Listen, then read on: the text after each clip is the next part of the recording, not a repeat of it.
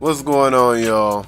The Cool Teacher is back with what I think is a short video to show you guys how to write and how to go ahead and graph compound inequalities.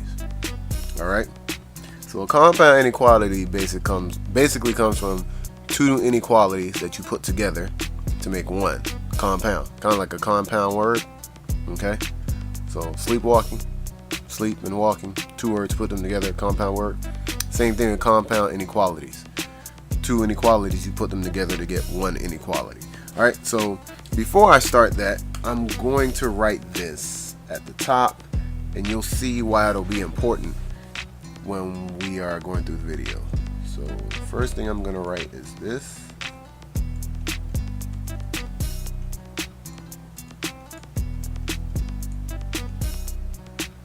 Okay, less than and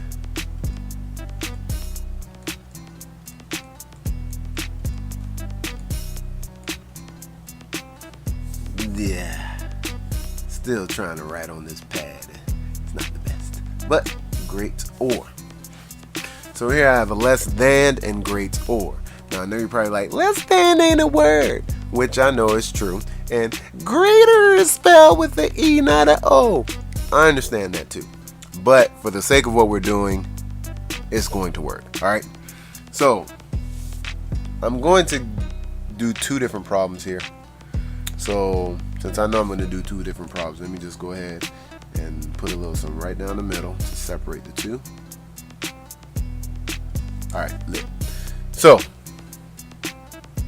first thing we're going to go ahead and do is I'm going to get two inequalities on this side.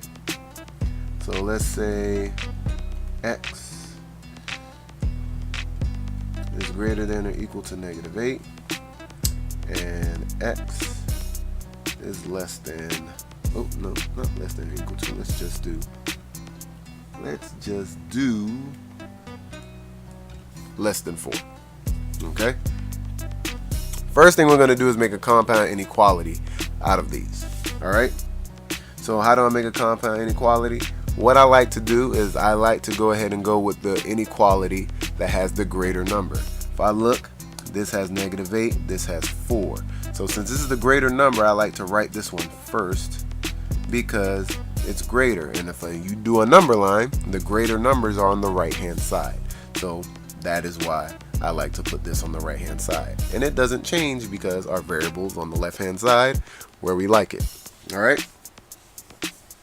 So I know you're probably thinking, oh okay, well -8 is going to go over here and then I'm just going to bring down the sign like that, right? Incorrect. In order for us to do this properly, our signs always have to face the same way. And as you can see, these aren't. So you're probably like, well, how do I know which way the sign's going to go? This is where people get confused. Well, the mouth is open towards the X, right? So I like to bring down the number because I know the number has to be over here on this side. But the inequality has to go here.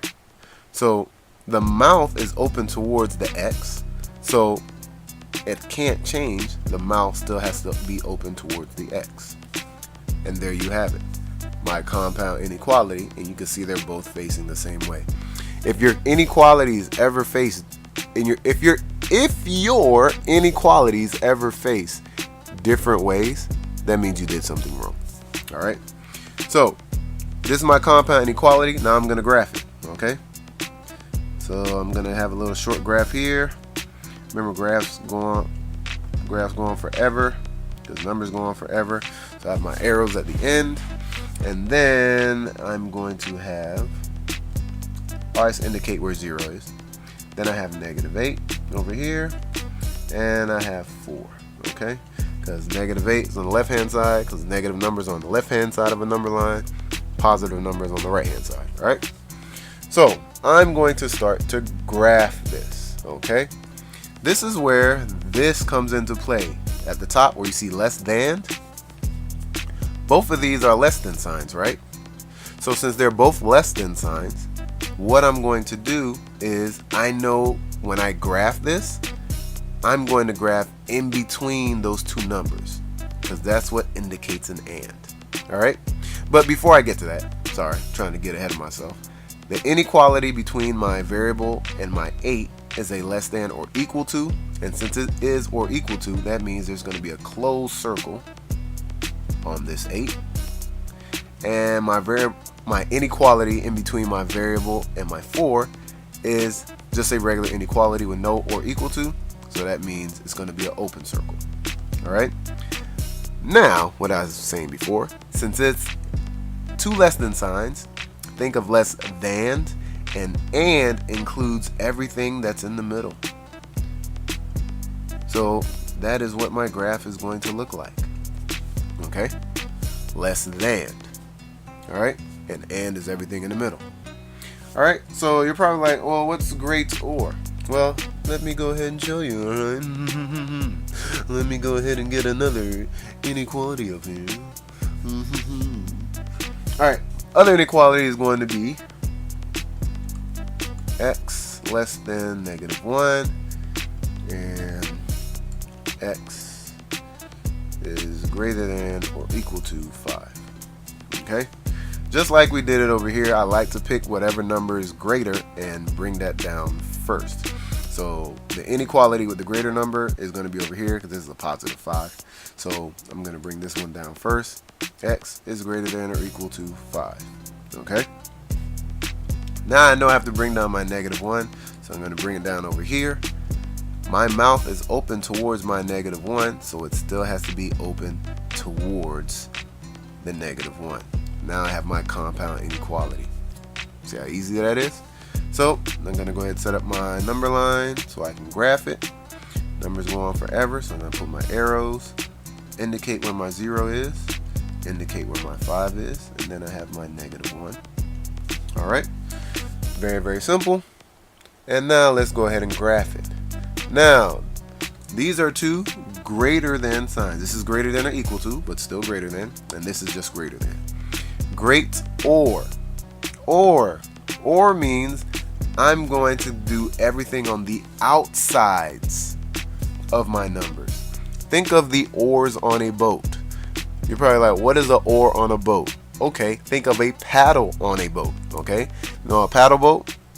Well, those paddles are also called oars. Okay, O-A-R. But stick with me. All right. So the oars on a boat stick out. One sticks out to the right side, one sticks out to the left side. They don't stick on the inside of the boat, they stick on the outside. So when you have a or statement, that means everything is going to be graphed on the outside of those numbers. So just like I did before, the inequality between x and -1 is just a greater than, so that's going to be an open circle.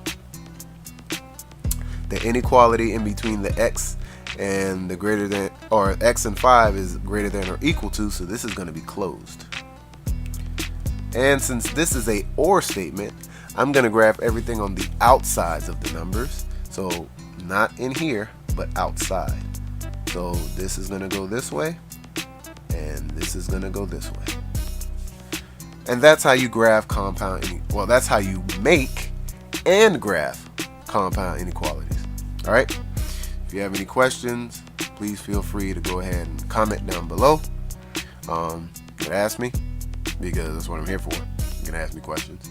Other than that, like, comment, subscribe, share, do it with your friends, do it with your family members, show your uncle that you know how to do stuff now, because like you're watching videos and it's so informative and you're super happy and you're gonna make all these A's and B's because you know so much stuff and all of that. And if you're just watching this for leisure, thank you, because you're not worried about A's and B's. You're just watching so you can be like, hey, I'm smart, I know stuff. All right, I feel you. All right, but nonetheless, this is a cool teacher, and I'm out.